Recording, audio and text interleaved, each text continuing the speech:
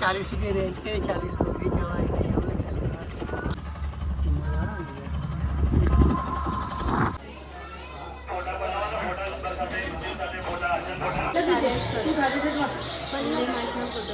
नहीं होगा મારું નામ યુગમ છે અને આજે છે 365 ડેઝ બ્લોગિંગ ચેલેન્જનો દિવસ નંબર 109.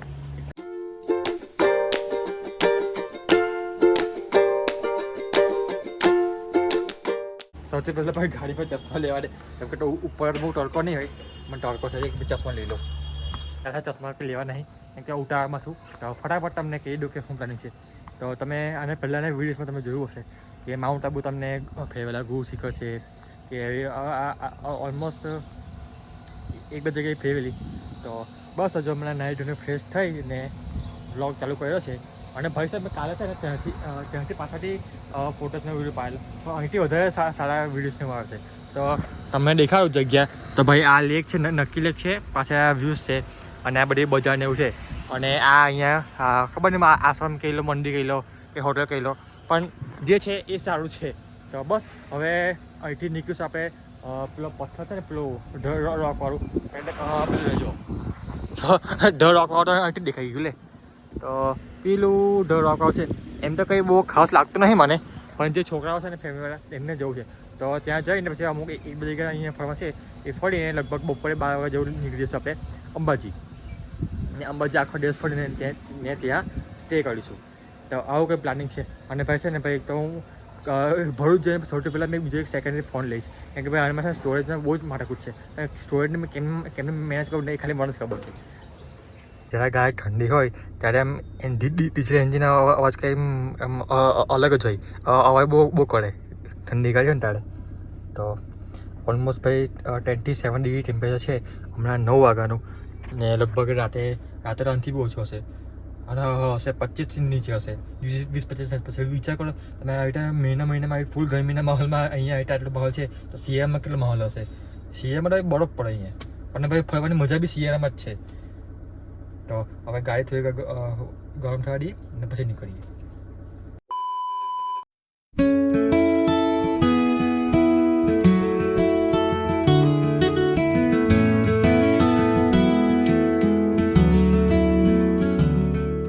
તો મિત્રો ટાઈમ 1:36 થઈ ગયો છે અને આપણે આવી ગયા છે ગબ્બર. તમને આ મસ્ત ગબ્બર દેખાતો હશે, ઉપર નાના નાની ઉપર દેખાતી હશે. તો ગાડી પાર્ક કરીએ, એટલે ઓલરેડી પાર્ક કરેલી છે.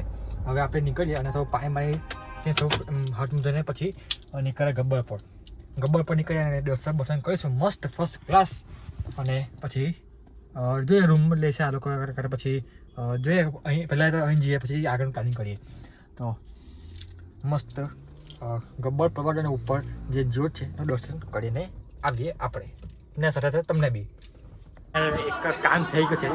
એ કાન તમને એક કામ દર્શન કરીને આવું, પછી નીચે આવું, પછી તમને દેખાડું. એમ તો એકચ્યુઅલીમાં ખબર નહીં કાં ભાઈ સાંજે તમને એ વસ્તુ એ આખો અલગ ટોપિક અલગ છે પાછો એ, તો એ બે મિક્સ નહીં કરવા. તો મસ્ત હવે અહીંયા રૂપિયામાં જઈશું, લગભગ હશે 100-200 રૂપિયા જે ટિકિટ હોવી જોઈએ, વાંધો નહીં.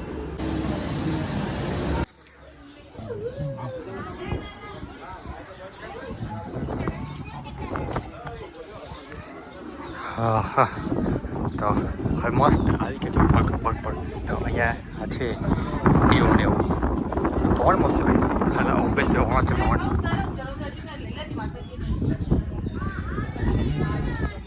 અને ભાઈ કસમથી મારે કશે ફાટે નહીં, એટલે આ ગબ્બરને રોપેમાં મારી ફાટા ખબર નહીં કેમ બધું ખુલ્લું ખાવું ને એટલે.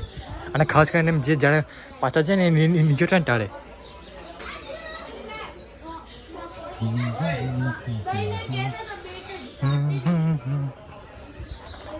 અને મારું મન મળી ગયું પછી પેલા સીન કહું ને એમ જોયો ને, મારું ખાવાનું બી નહીં ભાવે હવે મને.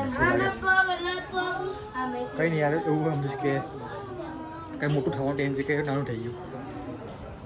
તો કંઈ નહીં, બધું થયા કરે. ચાલો હવે તો બહુ મૂડ ઓફ નહીં કરીએ, દર્શન કરીએ મસ્ત મજાનું. તો અને આ બધી દુકાન છે અહીંયા, અને બંને તમને વ્યૂઝ દેખાડું. તો આવો કંઈ વ્યૂઝ છે, અને ગાડી બી કરે ને આ કયો રસ્તો છે ના, આની મેઇન રસ્તો તો આવ્યો છે. અને હા જો અહીંયા પર આ કઈ ગુલા અહીંયા આપણે ગાડી મૂકેલી એટલે હજુ બી તને જ છે હજુ બી પેલું હમે દેખાય અંબાજીનું મી મંદિર અને ભાઈ પહેલાં એમ કહેતા હતા કે જે મંદિર છે ત્યાં પેલા મંદિરથી આજે જોઈ ખાય ને એ ડિસ્ટન્સ એમ ચોખ્ખી દેખાતી હતી હવે બધું બસ બધું બાંધકામ બધું કવર કરી દીધું એટલે હવે દેખાતું નહીં અને વાંદરા બંદર સાહેબ બી દેખાય છે અને હા એટલે મસ્ત કમ્પ્લીટ વ્યૂ દેખાય છે ને તો હા એટલે એમ પહેલાં દેખાતું હતું ચોખ્ખું પણ હવે બધું કવર થઈ દેખાતું નહીં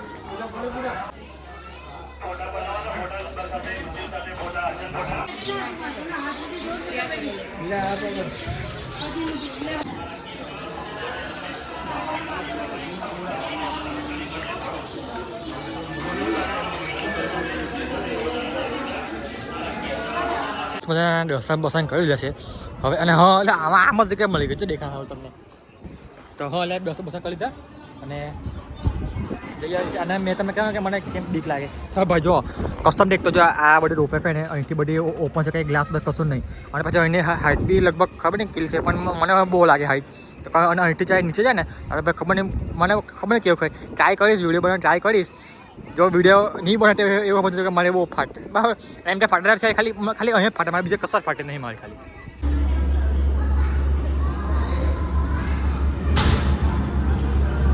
અહીંથી એમ જાય નીચે ત્યાં બહુ ખતરનાક લાગે ખાલી મને અહીંયા બી લાગે બીજી કશે બી લાગતી નહીં મને ખાલી જવાબદારી હોય પણ એમ એ બહુ ખતરનાક લાગે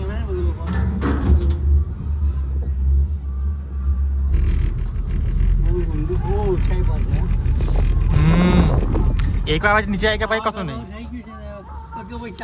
પાવાગઢમાં કેવું છે અહીંયા બધું કાચ ને એવું બધું પેક છે તમારે બહુ અને હાઈટ બી નહીં એટલી પગડી ચડવાના બહુ અઘરા હતા હા 100-200 પગડી ચડવાનું ને વિદ્યા ચલાવતી એ બહુ અઘરું છે હા સારું છે ભગવાન માતાની કૃપા હા 40 સુધી રહે છે 40 સુધી જવાય નહીં અમારે બહુ પગડી વળી ચડવાના ચાલવા ના ફાવે નહીં જવાય નહીં જમે ચાલ્યા જવા તો આપી ચાલે ઘૂસી